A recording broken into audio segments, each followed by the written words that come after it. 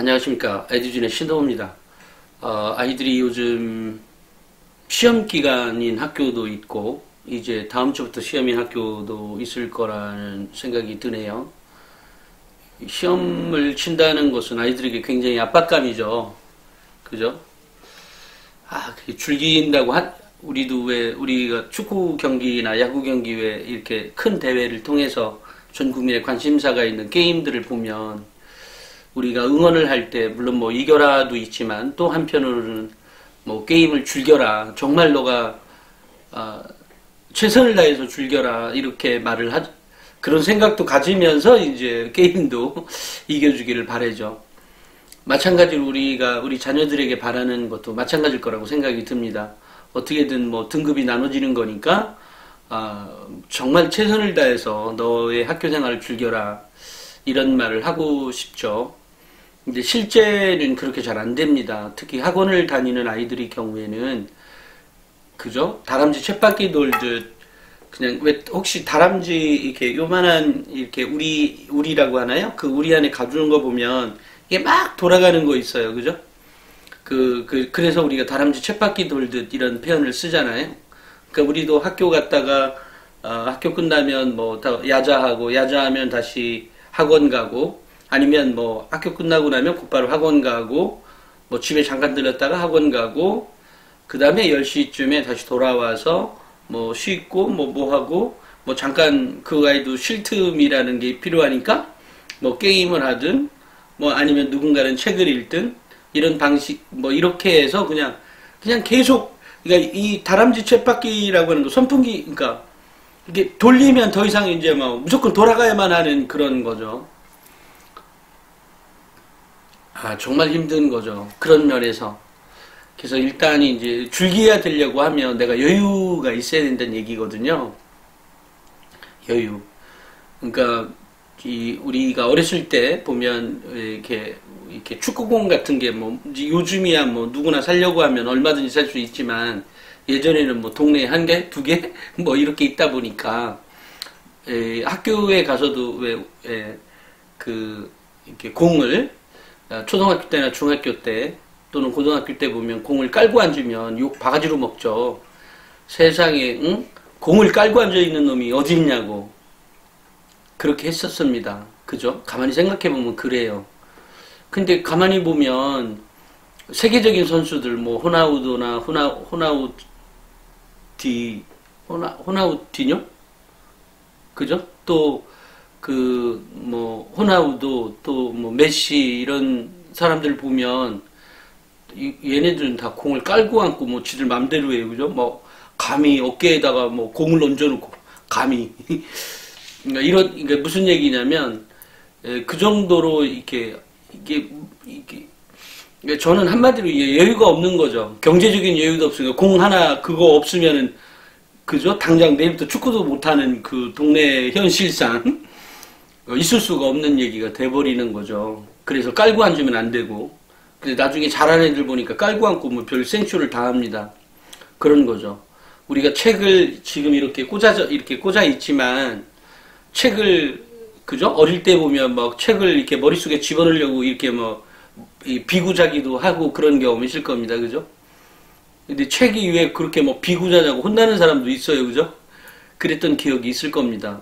이게 모든 학부모한테 적용되는 말은 아니지만, 책이 막 이렇게 널브러져 있고, 요즘이야 뭐 그럴 일은 없겠죠.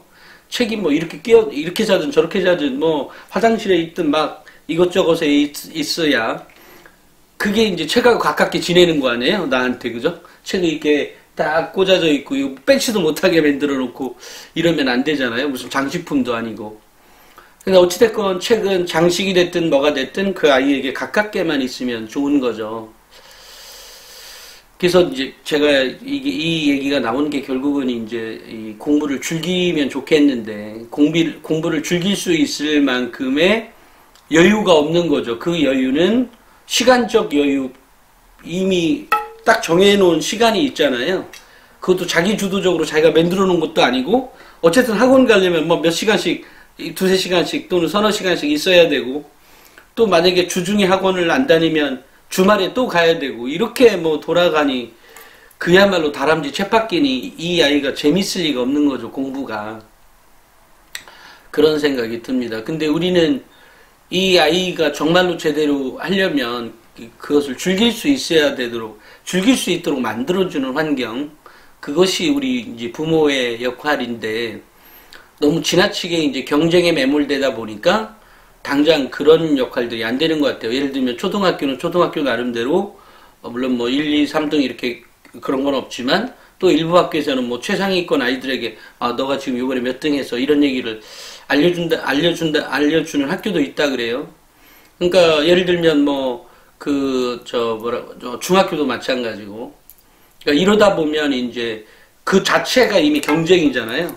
그러니까 이제 학원을 막 다닐 수밖에 없도록 나를 압박하는 거죠. 환경이.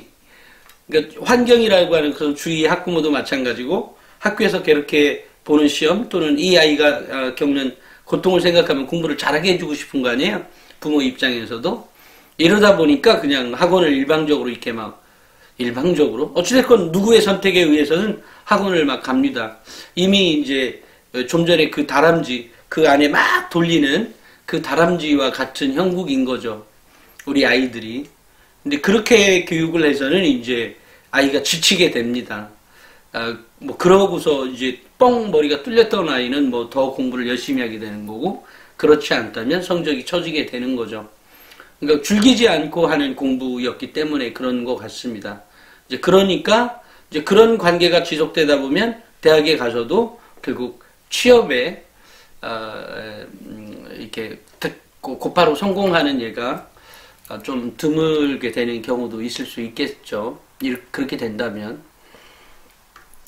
그래서 이제 제가 생각할 때는 우리 아이들에게 즐길 수 있는 시간적 여유 또는 뭐 경제적 여유, 여기서 경제적 여유라고 하는 것은 사실 지금의 제 방송을 듣는 학부모들이라고 하면 어쨌든 요즘은 고등학교 때까지 무상교육, 무슨 당이 반대해서 참 안 된다 그랬던가요? 어쨌든 이제 고등학교 때까지 보내는 건 전혀 문제가 없는 거니까, 이제 그런 거라면, 일단 우리 아이들이 즐길 수 있는 공부가 되어졌으면 좋겠다. 즐길 수 있는 환경은 많이 만들어져 있잖아요. 그러니까 그런 차원에서, 즐길 수 있는 공부가 무엇인지, 그리고 그 경쟁이라는 게 초등, 중등, 고등학교 1학년 때까지는 거의 아무런 의미가 없는 거죠. 우리가 이렇게 내신 이렇게 얘기하지만, 내신이 상향곡선이니 이렇게 얘기하잖아요.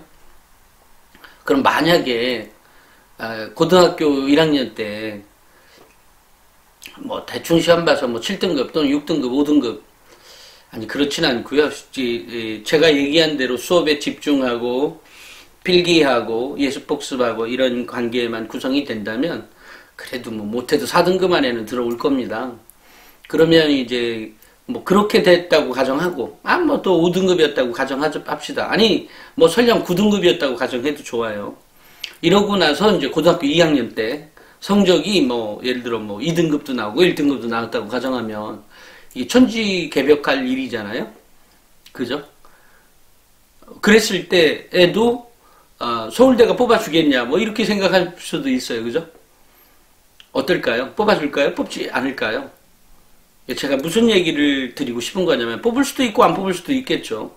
근데 제가 무슨 얘기를 하기 위해서 이 얘기를 한 거냐면, 그 어떤 경우에도 이 내신 성적이 그렇게 올라갔다고 그래서 무조건 뽑아주고 이럴 일은 없는 거죠. 다만 고등학교 1학년 때까지는 충분하게 그런 기회의 그러니까 여지가 있다. 그러니까 뭐라고 하죠? 그러니까 좀 전에 얘기했던 고등학교 1학년에서 꼴찌 9등급이었다가 고등학교 2학년 때 2등급, 고등학교 3학년 때 1등급이었다. 서울대가 뽑아줄 수도 있고 안 뽑아줄 수도 있고, 서연고가 뽑아줄 수도 있고 안 뽑아줄 수도 있고, 성균관대나 서강대, 한양대가 뽑아줄 수도 있고 안 뽑아줄 수도 있습니다. 그죠? 다만 가만히 생각해보면 서울대는 안 뽑아줄 가능성이 더 있을 수 있고요. 만약에 서강대나 성균관대나 한양대는 더 뽑아줄 수 있는 확률이 더 있겠죠. 또 그 밑으로 중앙대, 경희대, 외대 이런 대학이 있다면 역시 마찬가지죠. 뽑아줄 수도 있고 안 뽑아줄 수 있어요. 그러니까 그런데 결국은 이제 우리가 그렇게 그러니까 확률이 더 높아지는 거잖아요. 뭐 인서울은 당연히 가겠죠. 좀 더 윗대학은 제가 이제 이름을 얘기는 안 할게요. 왜냐면 이름을 얘기하면 좀 그럴 것 같아서 일단 이제 그렇다는 얘기예요. 그러니까 이게 결국은 우리가 이제 입시를 다룰 때 보면 결국에는 확률 게임을 계속하는 거거든요. 끊임없이. 근데 저는 이제 그런 확률 뭐 제가 얘기하는 부분이 일반적으로 다른 곳에서 얘기하는 사람들은 거의 없죠. 거의 없는 게 아니라 없을 겁니다. 왜냐면 그런 시각으로 접근해 가지 않기 때문이죠. 그렇지만 사람들은 늘상 알고 있어요. 학생부 종합전형은 냉정히 말해서 도대체 뭘로 뽑는다는 거에 대한 의문점은 여전히 있죠. 그렇지 않겠어요? 학생부 종합전형이 깜깜이 전형이라고 많이 비판을 받는 이유는 내신 성적도 그렇게 잘 나와 있고 학교생활 기록부도 어느 정도 기록되어 있는데 왜 이 아이는 떨어졌느냐에 대한 거에 해답을 갖고 있지 못했던 거죠. 그죠? 그랬었습니다. 왜 누구는 인서울대에 들어가는데 성적이 낮아도 들어가는데 누구는 아예 그 얘보다 등급이 훨씬 더 좋은데 왜 이 아이는 떨어질까에 대한 문제죠. 이럴 때 이제 학부모들이나 또 많은 언론사들에서 결국은 교사들의 기록에 대한 여부에 대한 차이가 있을 수 있다. 근데 일정 부분은 맞을 수 있는 얘기지만 그게 전부가 아니라는 거죠. 그걸로만 증명이 됐다면 얼마나 좋겠어요. 그렇지 않다라는 거죠. 또 하나는 교사들을 실제 집단을 놓고 봤을 때 어떤 사람은 글을 당연히 못 쓰는 사람도 있죠. 대학 교수도 못 쓰는데 뭐 선생님이야 뭐 당연히 그럴 수 있는 거 아니에요? 박사과정이 아니라 박사 할아버지인 교수조차도 글발이 없는데 일반 선생 중에 당연히 없는 사람도 있는 거 아니겠어요? 너무나 당연한 얘기지만 그게 전부가 아니라는 거죠. 그래서 늘상 해답을 이게 찾게 되는데 저 역시도 학교생활 기록부를 볼 때 가끔 어떤 아이마다의 학교생활 기록부를 봤죠. 보고 또 조언도 해드리죠. 그런데 도대체 이런 학교생활 기록부를 그렇게 하다가 제가 이제 그 명문대 합격생 학생부 대공개를 통해서 시각을 이렇게 접근해 본 거죠. 서울대 애들 것만, 고려대 애들 것만, 연세대 애들 것만을 본 것이 아니라 서울대부터 인서울 하위권 대학의 아이들 거를 또는 뭐 국립대 아이들 거를 이렇게 순위별로 분석을 해보니까 그러니까 그것을 서울대 거부터 놓고 이제 분석을 한 거죠. 도대체 어떤 근거의 차이가 있을까? 물론 뭐 쉽게 말해서 내신도 있고 뭐 여러 가지가 있을 수 있습니다만 그게 연세대하고 서울대들 내신이 뭐 어마어마하게 차이가 있나요? 고대하고는 어마어마하게 차이가 있나요? 그걸로 증명해낼 수 있는 게 아니죠. 그러니까 그러다 보니까 결국은 어떤 저 역시도 뭐 알고 싶어서 알게 된 비법이 아니에요. 이런 차이를. 그러니까 일일이 이 학교생활 기록부를 쳐서 100%를 쳐서 제공해 주는 것은 뭐 그건 나름대로 의미가 있겠지만 거기에 주요한 내용들을 입력해 주다 보니까 서울대 거는 어떤 거에 대한 조합이 있고 연세대는 어떤 거에 대한 조합이 있고 이런 그 뭐 중간에 어떤 대학은 어떤 조합이 있고 이런 조합들이 찾게 된 거죠.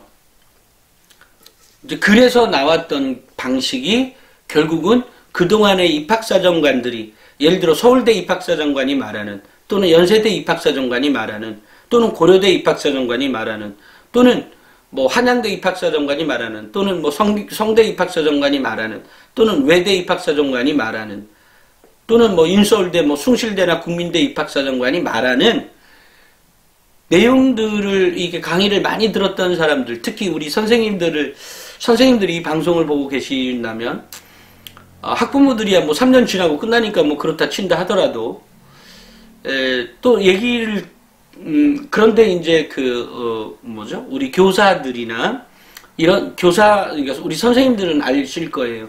차이가 있다는 거를 그동안에 가만히 생각해보면, 도대체 여기 가면 이런 말하고, 저기 가면 저런 말하고, 이런 거 많이 기억하실 거예요.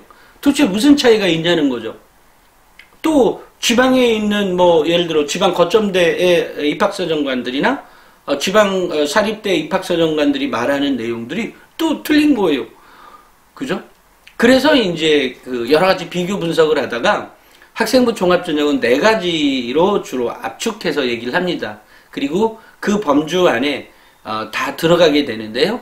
그게 이제 인성, 학업 역량, 전공 적합성, 발전 가능성입니다. 이 4가지를 주로 보는데 지방 대학일수록 주로 인성을 얘기를 많이 하죠. 그렇다고 서울대는 인성 얘기 안 하나요? 당연히 인성이 중요합니다. 왜냐면 그게 대세이기 때문이에요. 왜냐면 많은 어떤 세계적인 기업의 회장들이나 이런 사람들이 인재냐 아니냐를 가리는 조건에서 인성을 제일 큰 역량으로 보고 있기 때문이죠. 그러니까 그것은 매우 중요한 역량이라는 것을 깨닫게 된 거죠. 그래서 예전에 구글의 지금 제가 정확히 그 사람 이름은 기억을 못합니다만 구글의 회장은 이런 말을 했어요. 명문대라고 하는 것은 실제로 그 사람이 처음에 들어와서 3년만 유효하지 4년째부터는 그것과 전혀 관계없다. 그러니까 결국 인성이 더 우위에 있는 것이지 명문대가 더 우위에 있는 것이 아니다. 이런 말을 한 적이 있습니다. 그 사람뿐만이 아니라 정말로 많은 사람들이 그와 비슷한 말을 합니다. 실제로 우리나라 대기업의 인사팀에 있는 사람들 역시 같은 얘기를 합니다. 막상 뽑아보면 명문대 나왔나 저 밑에 나왔나 똑같다 이렇게 얘기를 합니다. 결국 중요한 건 인성이라는 얘기죠. 그래서 모든 거에 제가 지금 앞으로 뭐를 얘기할 거냐면요. 인성, 자기주도성, 실생활 적용, 비판적 사고력 이 4가지가 있어요. 그러니까 인성, 자기주도성, 실생활 적용, 비판적 사고력 이 4가지가 사실은 제가 이것을 이제 오늘 원래 제가 어제 예고편인가요? 이렇게 해서 이제 올려놨다가 이 얘기를 예전부터 구체적으로 비판적 사고 능력은 내가 늘상 최상위권이라 그랬었죠. 또 근데 제 방송을 여태까지 다 본 사람은 없을 테니까 그래도 있다고는 알고 들었는데 실제로 다 봤을까라는 생각도 사실은 해봤습니다. 어찌됐건 이 대학의 순위를 가릴 때 저는 대학의 랭킹을 가린다는 말은 아니지만 대학에서 학생부 종합전형에서 합격과 불합격을 좌우하는데 어떤 선이 있더라. 그 선에서 인성을 적용하는 것, 자기주도성이 그 다음 칸, 그 다음 칸이 실생활 적용, 그 다음 칸이 비판적 사고력. 그러니까 최상위권에서는 비판적 사고력이라는 게 있는데 그 대학에 틈이 있는 거예요. 그러니까 그게 대학의 랭킹으로 따졌을 때 우리가 흔히 알고 있는 대학의 랭킹으로 따졌을 때 비판적 사고력이라고 기록되어 있고 그것을 평가하려고 하는 그나마 평가가 가능한 대학이 순위가 있다. 그게 1등에서 10등 예를 들면 실생활 적용은 예를 들어 11등부터 20등, 자기주도성은 20등부터 30등, 인성은 모든 대학인데 그 인성 여기에도 이제 자기주도성이 100%가 있고 자기주도성이 100%만 있는 것이 아니라 어떤 아이가 한 100의 상태가 있다면 비판적 사고력 능력이 많이 보이는 게 한 70, 실생활 적용이 20, 자기주도성이 10, 인성 이렇게 적당히 기록되어 있다는 비율을 얘기하는 거예요. 이런 비율 때문에 얘가 합격이 그 대학이 된다 안 된다가 결정이 되더라는 것을 제가 이제 발견해낸 거죠. 그리고 실제로 이것이 맞나 틀리나에 대해서 얘기할 때 좀 더 입학사정관들 다 같은 입학사정관 아니잖아요. 그죠? 능력 있는 입학사정관이 있고 본질을 접근해 가는 입학사정관들이 가끔 있거든요. 그러니까 그분들과의 어떤 대화, 또 교사들과의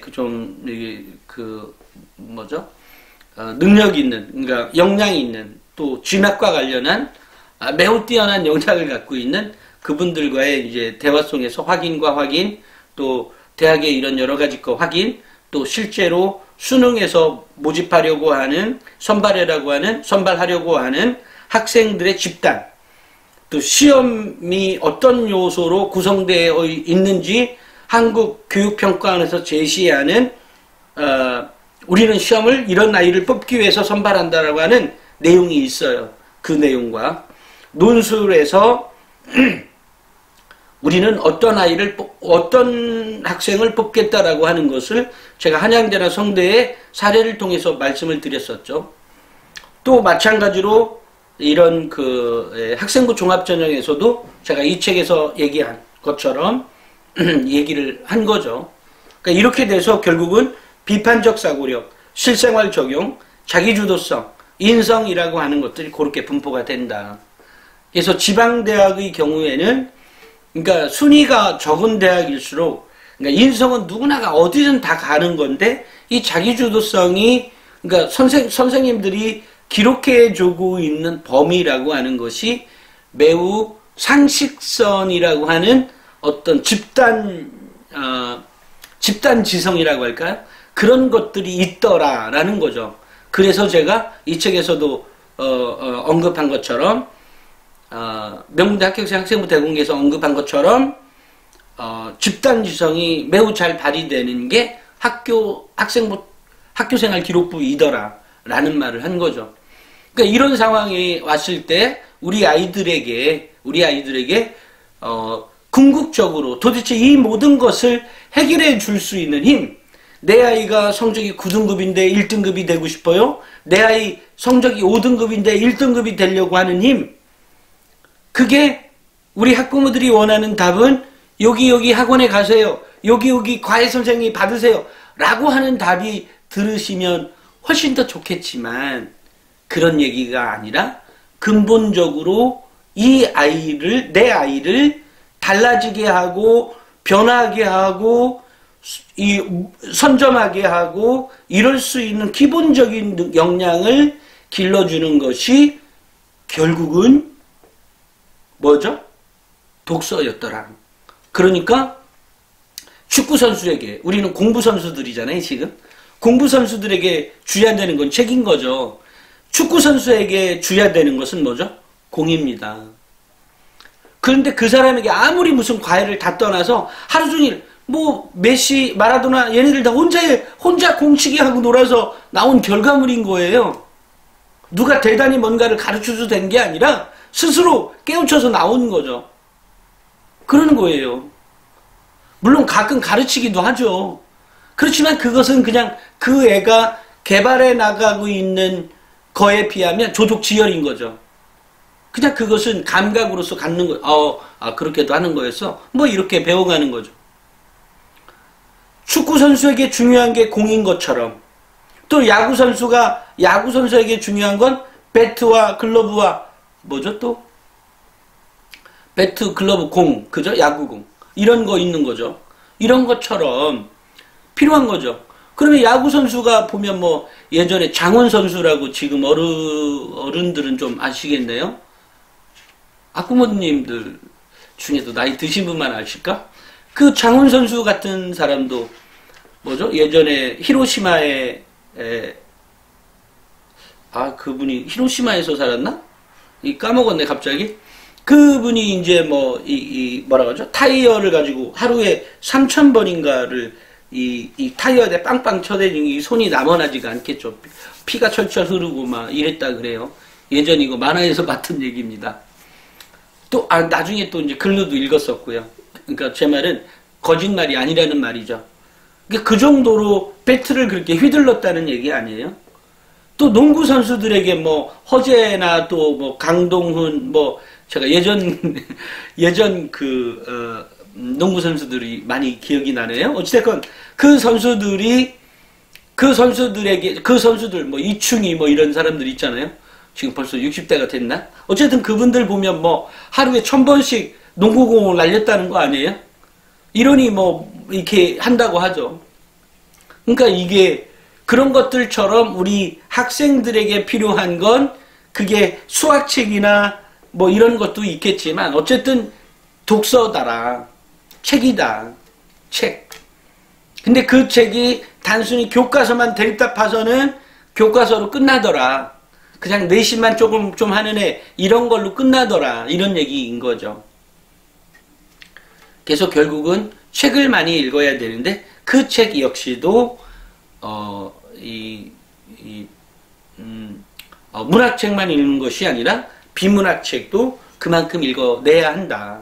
이런 얘기가 제가 이제 드리려고 하는 말씀이에요. 그러니까 아까 대학은 제일 밑에부터 깔아주는 게 인성, 그 다음에 자기주도성, 그 다음에 실생활 적용, 그 다음에 비판적 사고력이라고 하는, 제가 이제 뭐 대학의 이름까지도 딱딱딱 얘기하면 좋겠지만 그것은 차마 얘기를 할 수가 없어요. 어느 대학까지 비판적 사고력이고 어느 대학까지 실생활적이고 어느 대학까지 자기주도성이고 어느 대학까지 인성이다.